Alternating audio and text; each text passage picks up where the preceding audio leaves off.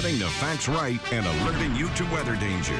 This is K-Texas News at 5. Police and community leaders addressing the latest in a spring of violent crimes. A murder-suicide in South Abilene this morning. We were there on the scene and have the latest details. And public transportation in Abilene hitting a major roadblock. We'll tell you why the city has shut down a CityLink bus route indefinitely. And temperatures did cool back today. Most of us in the 70s this afternoon. How long will it stay nice? Your forecast is coming up. A woman is dead after an apparent murder-suicide. Good evening, everyone. I'm Veronica Soto. George is off tonight. Abilene police believe it was an act of domestic violence. K-Texas reporter Natalie Martinez has been following this investigation for us. She's just obtained a search warrant, and she joins us now live in the studio. Natalie. Veronica, the victim, who police identify as Jennifer Cunningham, had recently broke up with her boyfriend, who police believe shot her to death this morning. According to this warrant, Cunningham's family told police that Christopher Hale was very possessive and would stalk and harass her. Police were called to the Willow Crest Apartments on Nunsuch Road around 7:30 this morning. They found Cunningham's body in the parking lot.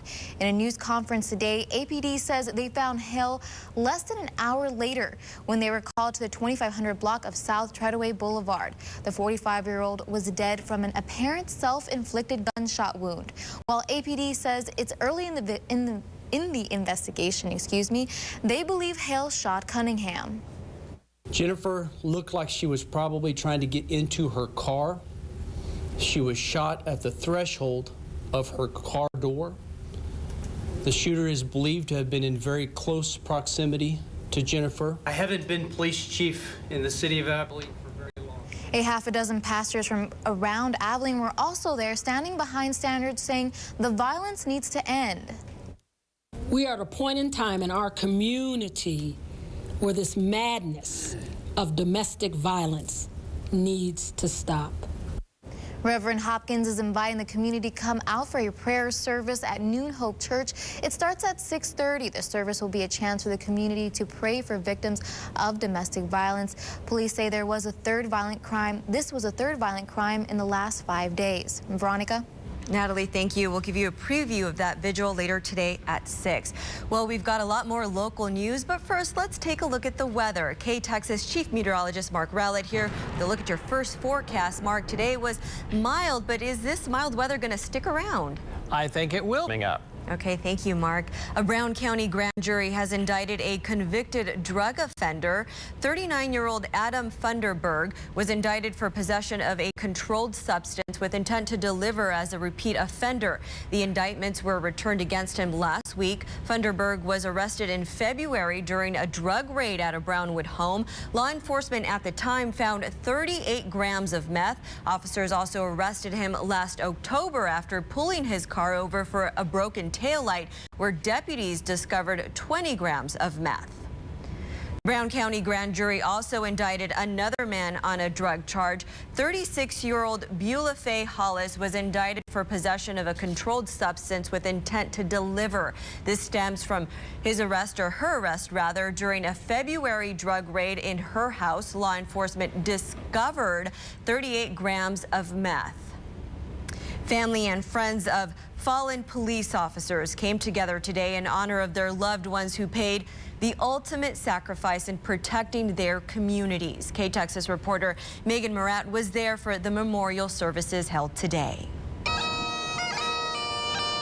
A flag was raised. Megan Murat, K-Texas News. Thank you, Megan. There have been over 1,800 officers killed in the line of duty in the state of Texas. A memorial service was also held today at Hardin-Simmons University. Buses in Abilene are staying parked without passengers or bus drivers. Starting tomorrow, another route will be suspended. K-Texas reporter Lindsay Regas joins us now in the newsroom to tell us how not only is there a shortage of drivers, drivers are also refusing to drive those buses. Veronica, one former Abilene bus driver tells us he left because the buses are not safe to drive. First, it was Route 1. In order to have both routes up and running, the city is counting on more applicants to fill the 16 vacancies. Veronica? Thank you, Lindsay. The Community Foundation of Abilene's 24-hour fundraising event earned close to $500,000 for organizations right here in our area. Thousands of you chose from a list of nonprofits to donate to on Tuesday at AbileneGives.org. The final total weighed in at $468,024. The most donations went to Pregnancy Resources of Abilene, Advocates for Camp Able, and Meals on Wheels Plus. So lots of people donating yesterday to their causes of, charities they want to. It's pretty easy to do. You just get on one of these devices and away it goes. Yeah, very simple. So it's first year, hope they keep doing that. Yeah, looks like it was successful. We are looking at a successful day as far as the cool down coming in, but we're looking off to our northwest. There are some clouds that'll come back in and bring us a chance of showers this evening. We'll talk more about that coming up. And also coming up, construction delays on a well-traveled highway in Brown County, how they're about to get a lot worse. Getting the facts right and alerting you to weather danger. You're watching KTEX's News at 5 with George Levesque, Veronica Soto, and Mark Rowley. Now, your Storm Alert forecast with Chief Meteorologist Mark Rowley. Well, historic flooding in the Midwest right now. The rain continues to fall in Missouri as rivers crest. It's forcing evacuations. It's unfortunate. Thousands of people cut from work and school with major interstates now, as you could see, sitting waterlogged and empty. This is rescuers on the western side of Arkansas continue to search for an 18-month-old girl who was swept away in that flood water. Her brother's body was found Monday, and a levee breached along the Black River floodwater, spilling into the town of Pocahontas, home of 6,400 people.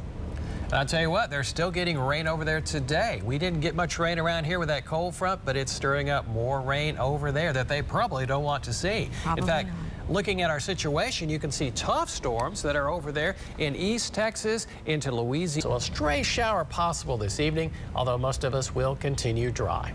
I know earlier we were talking, we were saying, to me this is cooler, but then again, remember, we're going to have those temperatures creeping up slowly in the next coming weeks. I know, so enjoy this break from the heat because you know it's going to just settle in and just stay, unpack its bags for the summer. All right, it'll be here before you know it. Well, next on KTEX's News at 5, the Justice Department makes an announcement regarding its investigation into the officer-involved shooting of Alton Sterling. We have that story next. A U.S. attorney says there is not enough evidence to pursue federal charges against 2 white officers in the shooting death of a black man in Baton Rouge. The 2 officers shot Sterling 6 times in less than 30 seconds.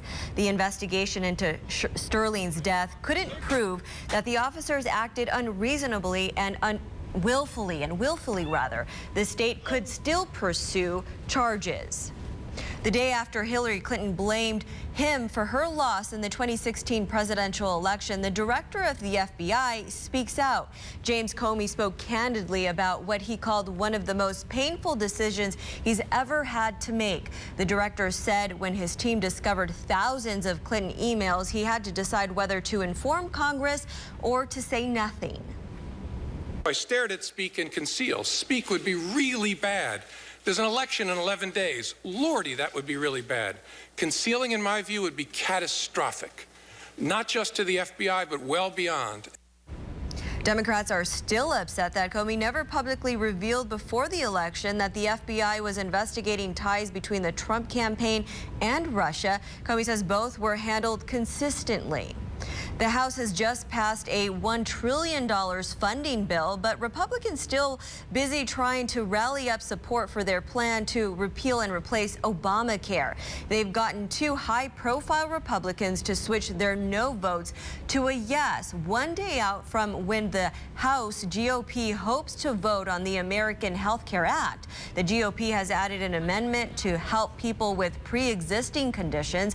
It would allocate $8 billion of federal funds over 5 years, but Democrats say it's simply not enough. What this amendment would do is provide additional funds directly into the high-risk pools to be spent for people that might otherwise lose their coverage because of a waiver that a governor would seek. It's a joke.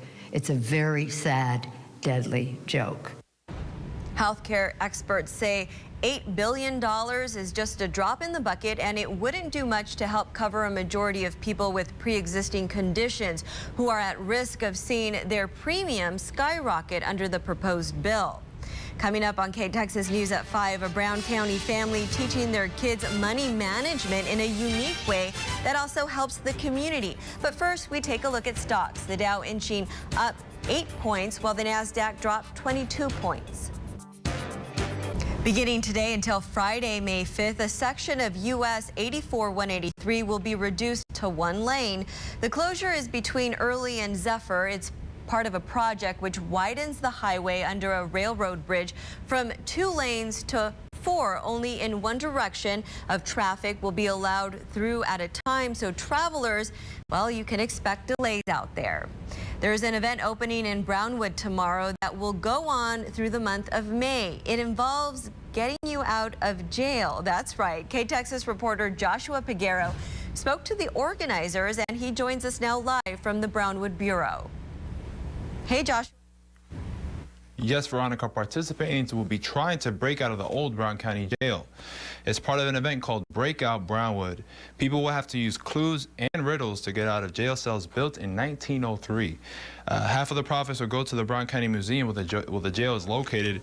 We spoke with organizers on what people should expect. This is a great team building exercise. Helps people to learn to voice what they're thinking, to bounce ideas off of each other. It gets people involved. A lot of times entertainment is sitting and watching something. Coming up at 6, you'll hear from some of their kids who participated in putting together Breakout Brownwood. All right, looking forward to those kids. Well, stick around. We want you to meet our pet of the week. He's a cute little girl. She.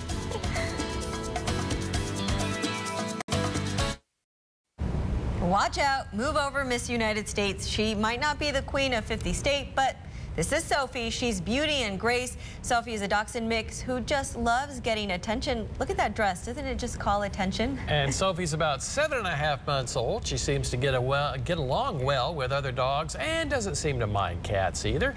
This beauty queen is ready to wear the crown on your couch. But right now, Sophie is staying with the Abilene Animal Shelter at 925 South 25th Street, but she's ready to make it to your house. So if you have a place on your couch for her, call them at 325-698-0085. And she is an interesting dog because you look at her face and you think she was like a full-grown lab, but she's got this kind of small body. Total mix, but she is beautiful. She is pretty. Yeah, and these days are going to be looking beautiful, right? Well, that's right, but we are tracking a slight chance of a shower coming down from the north this evening. Yeah, most of the time the cold front brings us clear skies, but we are tracking some stray showers that have come across Paducah. There's a bigger batch up there in the eastern part of the Panhandle, so a slight chance of a shower affecting us this evening. Not a storm. Look for lows tonight down around 50. All right, thank you, Mark, and thanks for joining us on KTexas News at 5. World News is next.